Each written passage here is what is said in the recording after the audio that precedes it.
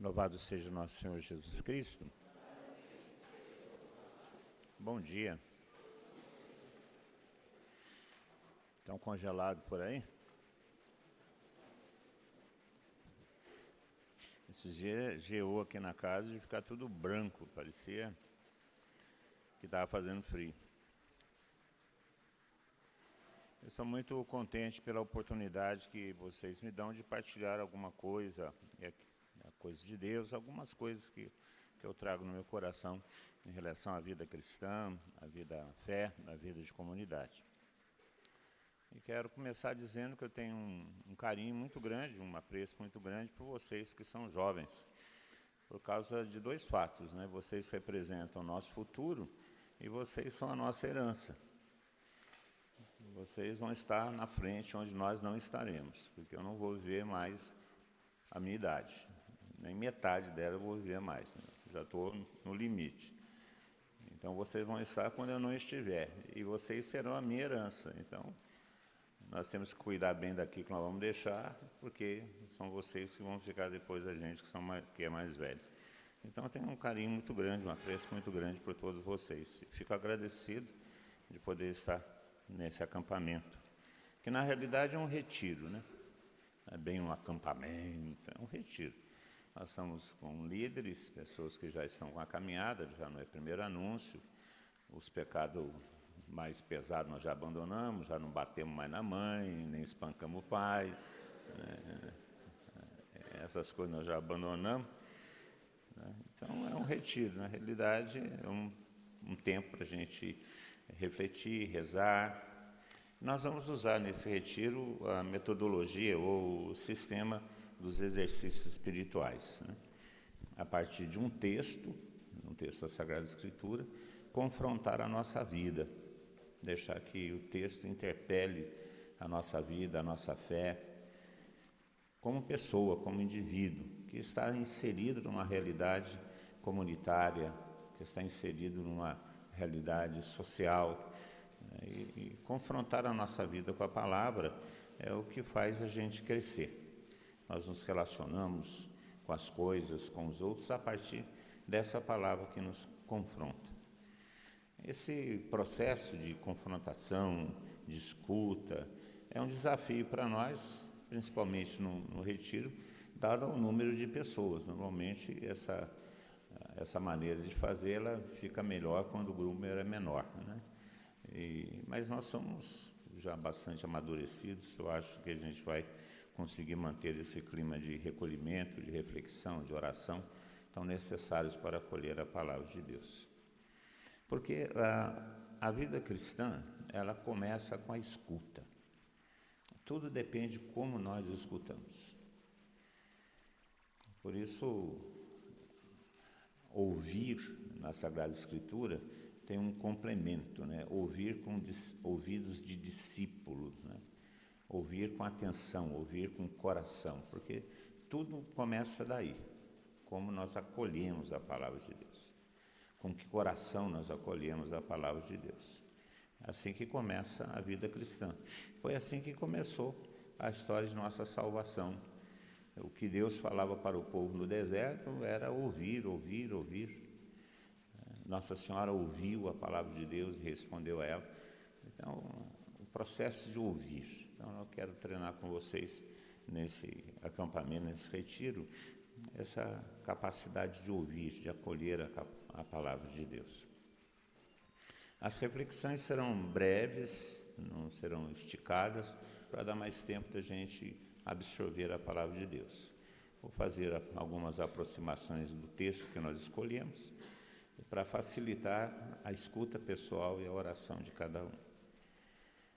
O lema geral desse nosso retiro é enraizar, né? Que está escrito inclusive lá em cima, que na realidade é o segundo passo do discipulado. O primeiro passo do discipulado é o ouvir, que é o semear. O segundo passo do discipulado é o enraizar, criar raízes, deixar que aquilo que foi ouvido, aquilo que foi semeado, aprofundar, criar raízes. Porque é uma necessidade que se crie raízes.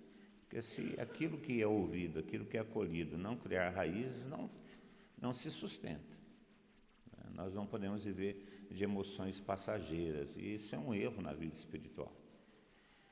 Quando a gente se apega somente às primeiras impressões, nós vamos buscando o tempo inteiro emoções, experiências emotivas, emocionais, e a vida não se sustenta quando ela precisa de ter uma base. Então, a segunda fase do discipulado é o enraizar, e a terceira fase é o colher os frutos que são produzidos a partir da semente que foi semeada.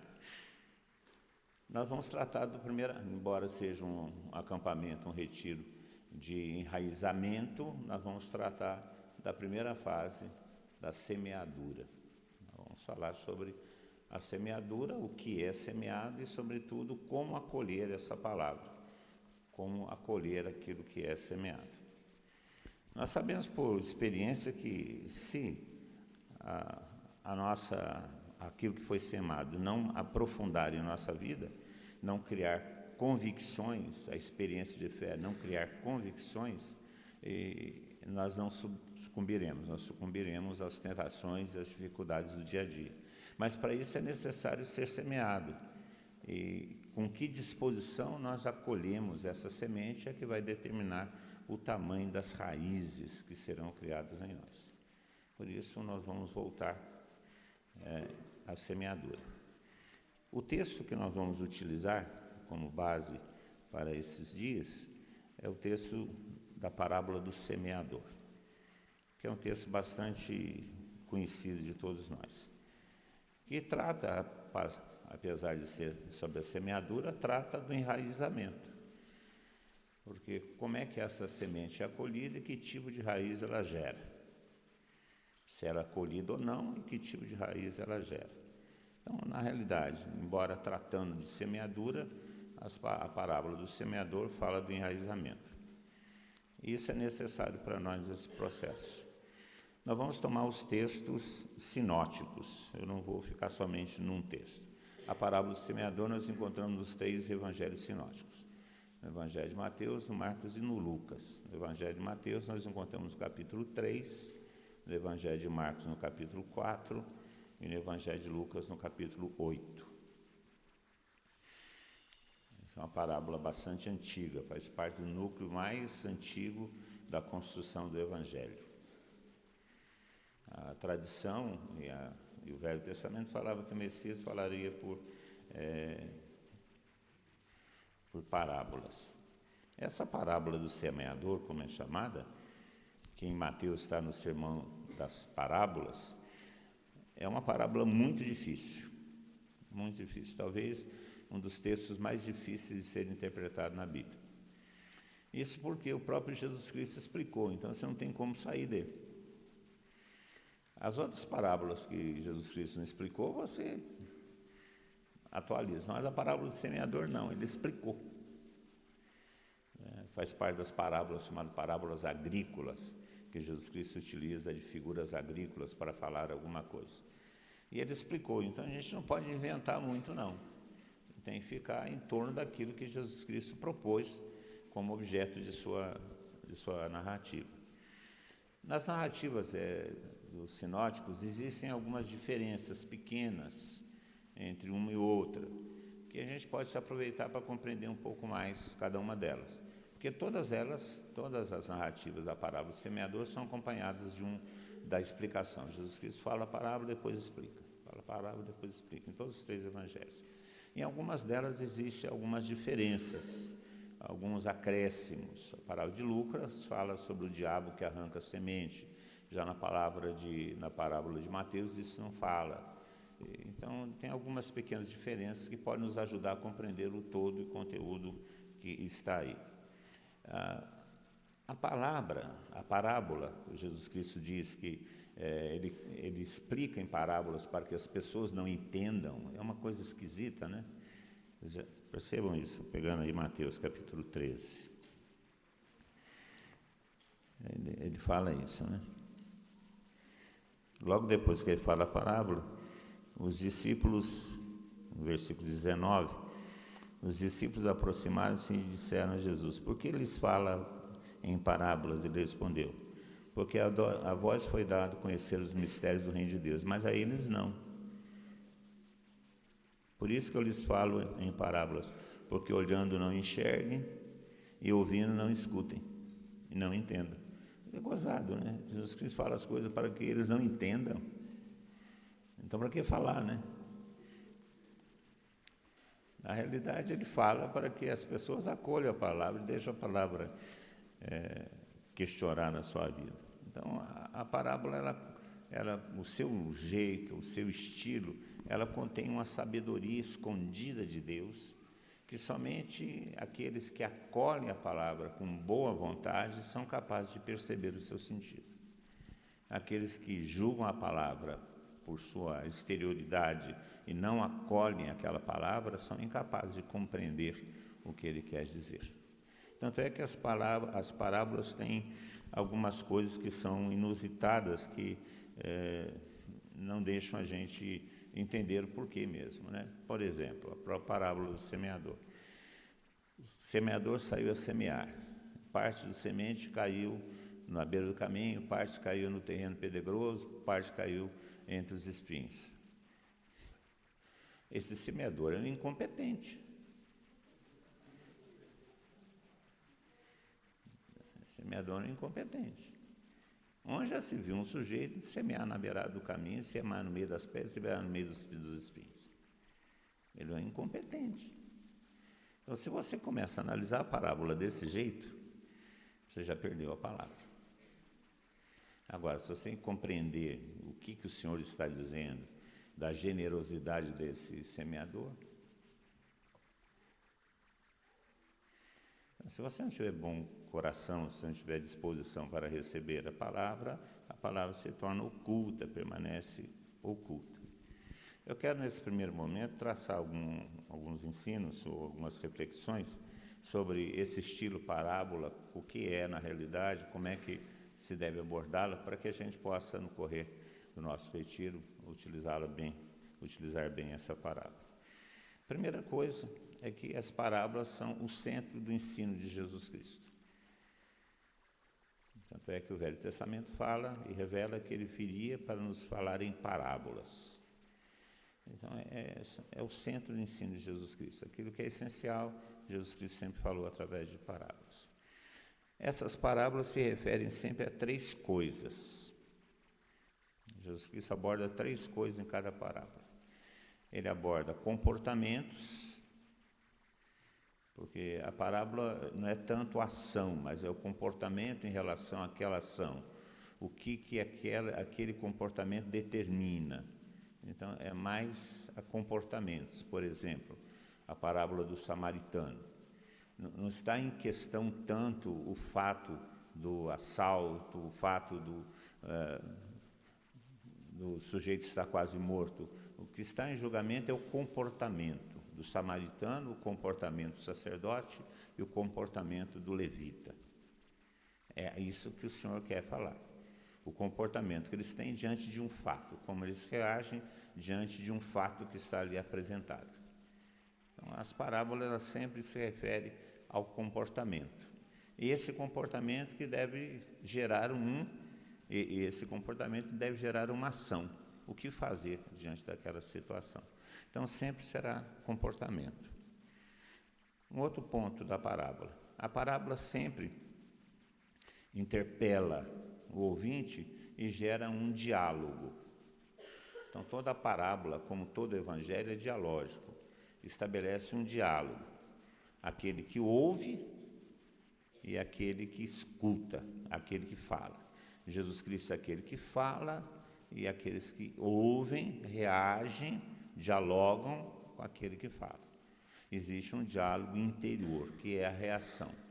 Como reagem? Como acolhem? O que são questionados? Então, o Evangelho, as parábolas propõem um diálogo interior. E as parábolas também provocam uma experiência e devem levar as pessoas a uma experiência. Uma experiência primeiro de conhecimento de si, uma experiência do conhecimento de Deus, uma experiência do desejo de Deus. Sempre a parábola tem essa chave. Comportamentos, atitudes, experiência, diálogo, sempre esses três elementos. Isso facilita a nossa compreensão a respeito do que Jesus Cristo quer dizer em suas parábolas. Então, tomando a parábola do semeador, vamos fazer essa abordagem nesse primeiro momento. Vou pegar a parábola a partir da tradução de Mateus, que é a mais conhecida.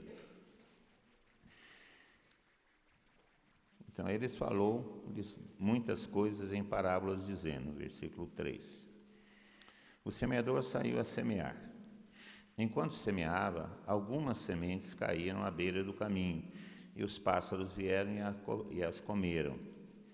Outras caíram em terreno cheio de pedras, onde não havia muita terra. Logo brotaram, porque a terra não era profunda.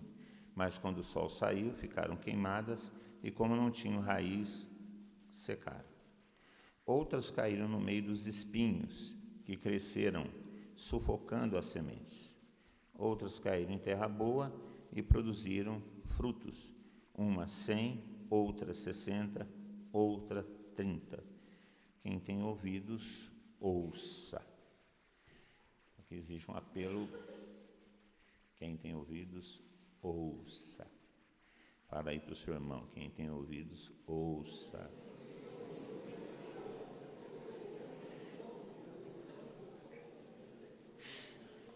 Talvez essa seja a grande dificuldade que nós temos hoje. O mundo hoje não é um mundo de ouvir, é um mundo de reagir. Vocês já perceberam que cada vez mais as coisas são icônicas, né? Você não precisa refletir, você reage àquilo que é proposto. Não existe uma reflexão, não existe uma audição. Porque eu penso que se nós ouvíssemos realmente, para valer, nós não aceitávamos essas músicas que estão cantando para a gente aí, não. Se a gente ouvisse mesmo, né? Esse dia eu estava no carro, ouvi uma música de uma dessas Anitta, sei lá esses negócios que tem, não sei nem se isso é artista, falando assim, eu sei que ele é cafajeste, ele me bate, tem outras, não quer nada comigo, mas que fazer o quê? Eu gosto dele assim mesmo. Eu sei que ele é um bebum, eu sei que ele é um sem vergonha, mas fazer o quê? Eu gosto dele assim mesmo. Pô, essa mulher é burra.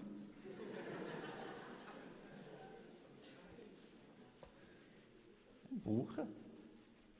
Então, não ouve, né? Não ouve. A questão é ouvir, né? Muito barulho, muito pancadão, nossa Senhora. É terrível, né? Terrível. Então, o Senhor está falando lá, quem tem ouvidos que ouça. Ouvir significa se apropriar-se, permitir que a palavra penetre, questione, dialogue. E o que ele está apelando para aqueles que ouvem essa parábola é exatamente isso, né? Parar para ouvir. Aqui é a questão, primeiro ponto, a questão dos comportamentos. Nós encontramos nessa parábola dois personagens. Nós temos o semeador e aquele que acolhe a palavra, que aqui é simbolizado pela terra. Então, nós temos o semeador e temos a terra. Nós temos aquele que semeia a palavra e aquele que acolhe a palavra. Então, aqui são os comportamentos de cada um. O semeador é identificado. É o pai, que semeia a sua palavra, que é o verbo, ou Jesus Cristo, que semeia seu evangelho. Os dois são semeadores generosos, tanto um como o outro, porque eles semeiam sem se preocupar em escolher o terreno.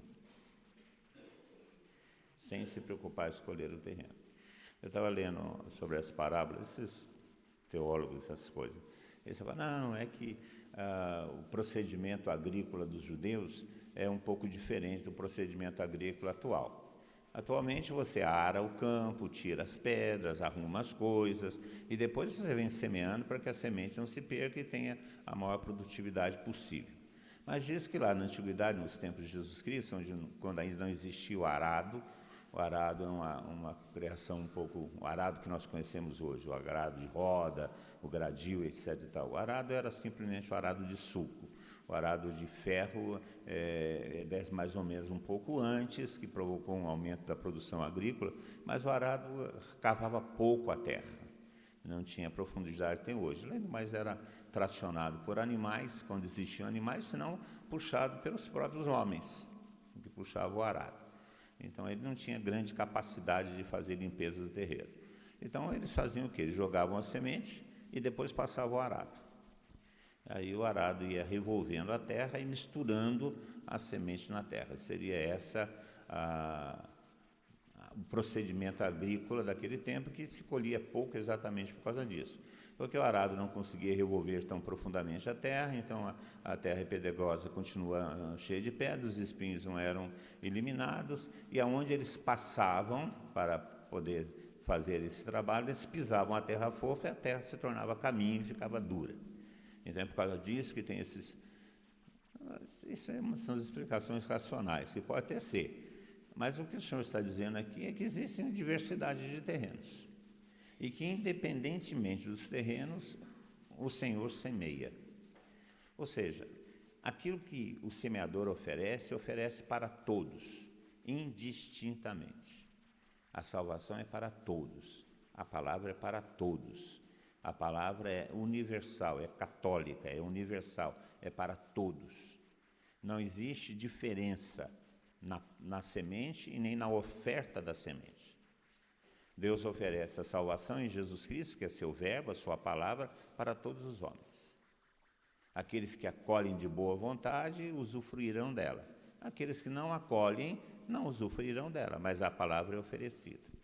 A mesma coisa, Jesus Cristo, ele semeia o seu evangelho, independentemente de quem ouve, ele semeia o seu evangelho. E se você acolher o seu evangelho com boa vontade, você usufruirá da sua graça. Se você não acolher com boa vontade, você não vai usufruir de sua graça. Então, o que o Senhor está falando aqui é que a semeadura é para todos, ela não existe um destinatário único, é para todos. E o resultado dessa semeadura não depende da semente nem do semeador, depende de quem acolhe a semente. Então, existe aqui um comportamento do semeador, que é a generosidade. A generosidade que é traduzida por Jesus Cristo quando aquele jovem foi procurá-lo para saber o que ele deveria fazer para ganhar a vida eterna, e chamou ele de bom, e Jesus Cristo falou, por que você me chama de bom? Bom só Deus. A bondade de Deus se refere a essa generosidade, a essa misericórdia que existe em Deus. Portanto, a salvação, a palavra de Deus é oferecida a todos. Ele não se preocupa aonde ele vai jogar a semente, vai jogar a semente generosamente. É isso que ele quer dizer. Porque, à primeira vista, seria uma incompetência ou, no mínimo, um desperdício. Nós estamos vivendo um período em que a dificuldade alimentar é muito grande. E aquilo que ele semeia é aquilo que ele come. Então, jogar fora, na beira do caminho, no meio das pedras, no meio dos espinhos, é jogar fora a semente. Então, é perder aquilo que é essencial para a sua própria vida. Então, em termos racionais, é uma bobagem. Mas não é isso que o Senhor quer dizer. O Senhor quer dizer sobre a generosidade, a universalidade, a oferta da palavra e da salvação para todos os homens. Porque se você levar em consideração, somente 25% daquilo que foi semeado é que produziu fruto. São 4 terrenos: estrada, pedra, espinho e terra boa. Só a terra boa produziu fruto.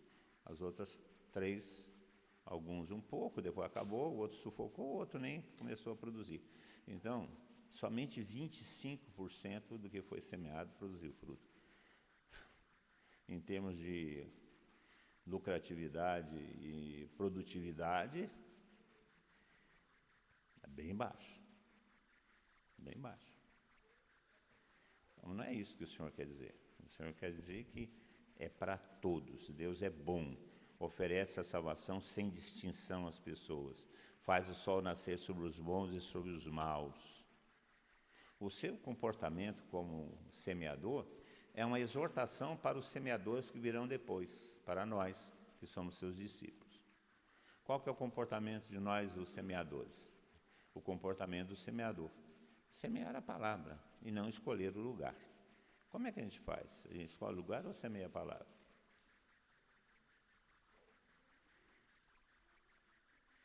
Na maioria das vezes nós escolhemos o lugar.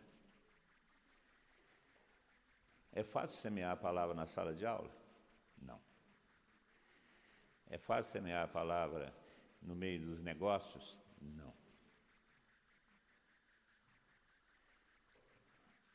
É fácil semear a palavra no meio político? Não. Mas porque lá não é possível que não dê fruto, não se deve lançar a palavra lá?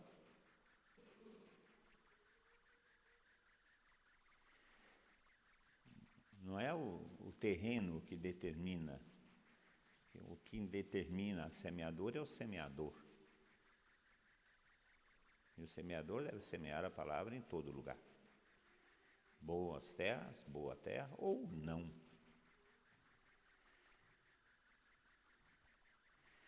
E o Senhor então nos chama a isso. É uma exortação a essa generosidade daquilo que nós possuímos, dar. Independentemente da resposta que vamos obter, de como será acolhido. Porque essa não é a questão é a semeadura. Ainda nessa parte do comportamento, se refere aos ouvintes, à terra. Aqui nós vemos diversos comportamentos, pelo menos 4 comportamentos.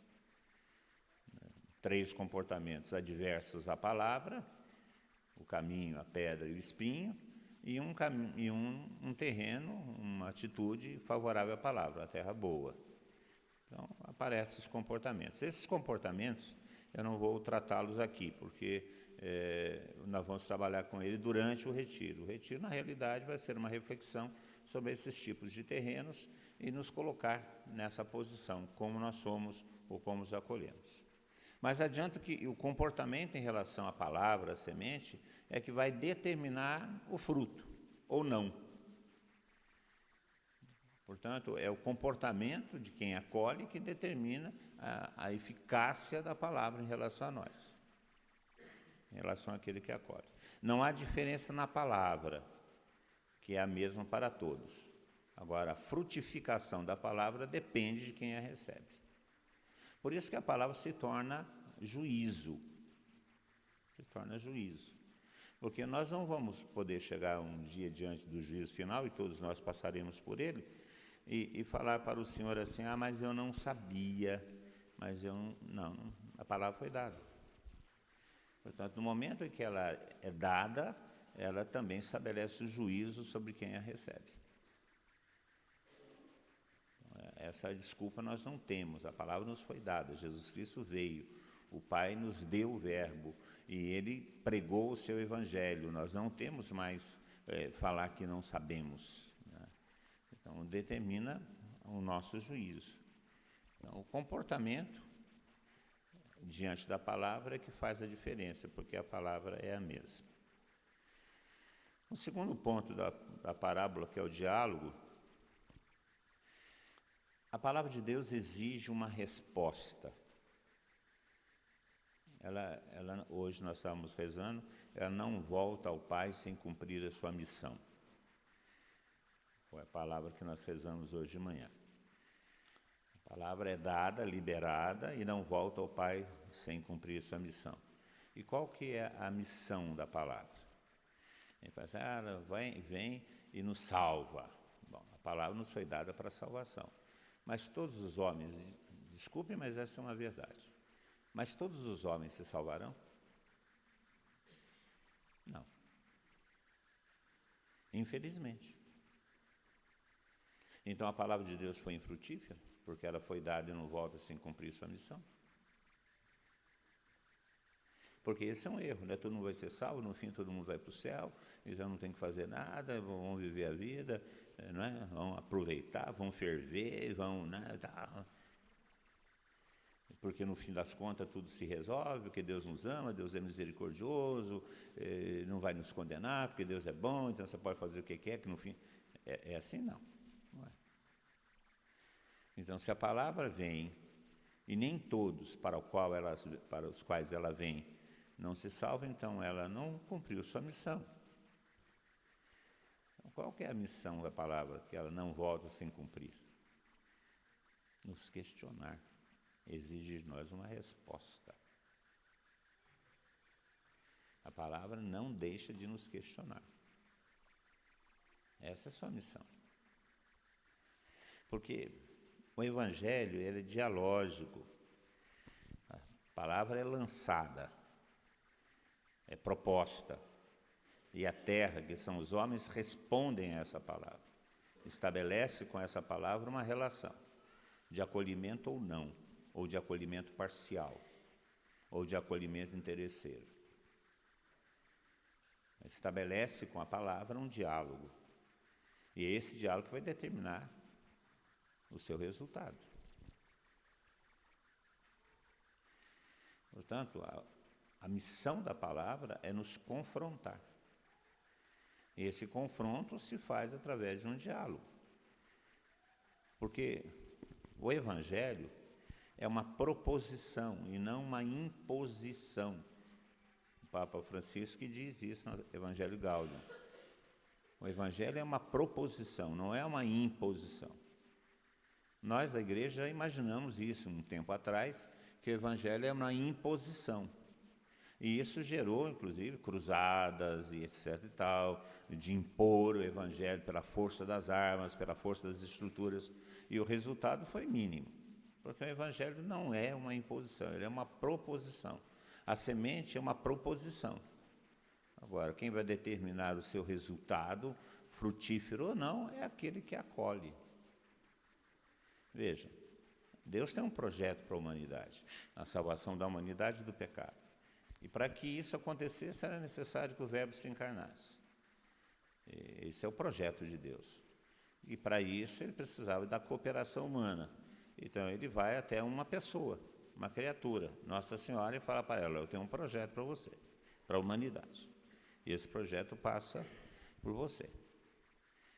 Aí Nossa Senhora quis saber como, o porquê, como é que ia acontecer, porque estabeleceu um diálogo. A proposição de Deus estabeleceu um diálogo na liberdade.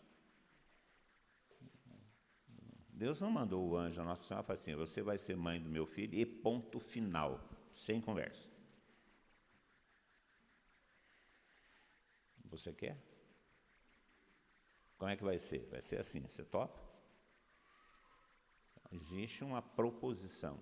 Existe. E é importante que a gente entenda isso, porque o Evangelho supõe a nossa liberdade.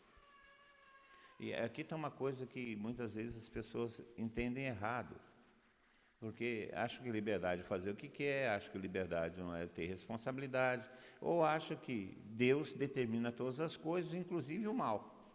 Por isso tem essas desculpas que tem por aí. Se Deus é bom, porque os judeus morreram na Segunda Guerra Mundial, nos campos de concentração, mais de 1 milhão, mais de 8 milhões. Então, se Deus é bom, por que existe violência no mundo? Se Deus é bom, por que existe pobre morrendo de frio na rua? Porque se Deus é bom, por que existe... Gente, isso não é um problema de Deus. Deus propõe o seu Evangelho. O homem não responde de maneira correta, porque é uma proposição. E isso foge de Deus, por causa da nossa liberdade, aquilo chamado livre-arbítrio. Se nós entendemos a nossa vida como uma vida pré-determinada, uma vida onde a vontade de Deus se realiza em nossa vida, independente de nossa liberdade, nós estamos tendo um diálogo não com Deus verdadeiro. Apesar da possibilidade do pecado, Deus não nos tira a liberdade. E eu, sinceramente, se eu pudesse devolver para Deus uma coisa, eu devolvia a minha liberdade. Isso de vez em quando eu falo para ele: Senhor, toma a minha liberdade leve. Assim, nunca quis. Nunca quis. Ele sempre fala: faça o que eu estou propondo livremente. Porque aí tem valor. Porque se não houver liberdade, não existe o amor. Porque o amor é uma decisão. O amor não é um sentimento.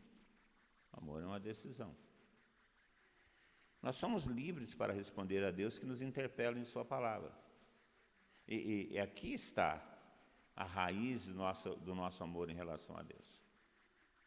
Por isso que a palavra propõe, estabelece um diálogo, não nos impõe aquilo que ela determina, aquilo que ela revela. Ela propõe e estabelece um diálogo. Então, se você encara o Evangelho como uma obrigação e não como uma proposição, você vai ter dificuldades na perseverança. Porque toda vez que eu tenho alguma discussão, assim, com discussão não, uma conversa mais acalorada com a Tânia, que faz parte do relacionamento, e se a coisa fica muito acalorada, eu falo assim para ela, ou ela fala para mim também, né?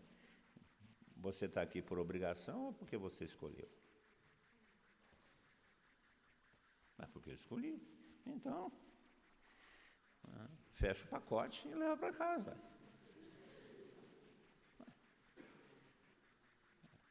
Então, quando a gente começa a reclamar da dificuldade, não sei o quê, é muita obrigação. Gente, nós estamos na liberdade. A nossa resposta dialógica com Deus é na liberdade. Porque se não for assim, não existe felicidade, não existe realização, não existe fé, não existe santidade, não existe nada. Se a vontade de Deus fosse realizada em nossa vida, obrigatoriamente, sem a nossa participação, não haveria nada, não haveria nem salvação. Por isso que a palavra de Deus propõe uma resposta. E essa resposta é dada na liberdade, na maneira como nós acolhemos essa palavra. A resposta que nós damos a ela. O verbo interpela e o homem responde conforme o seu coração. E é sobre isso que o Senhor está falando aqui. A semente é lançada indistintamente, é a mesma semente. O Senhor não pega no seu embornal e escolhe, não, essa aqui eu vou jogar na terra porque é mais feinha. Essa aqui eu vou jogar lá no meio dos espinhos, que ela vai produzir pouco mesmo, só por pouco tempo, eu vou jogar lá que eu não perco. Essa aqui eu vou colocar ali no meio das pedras, que ela vai rápido, mas é muito pequenininha, não vou perder muito. Agora essa aqui está boa, vou jogar na terra boa. Não faz isso.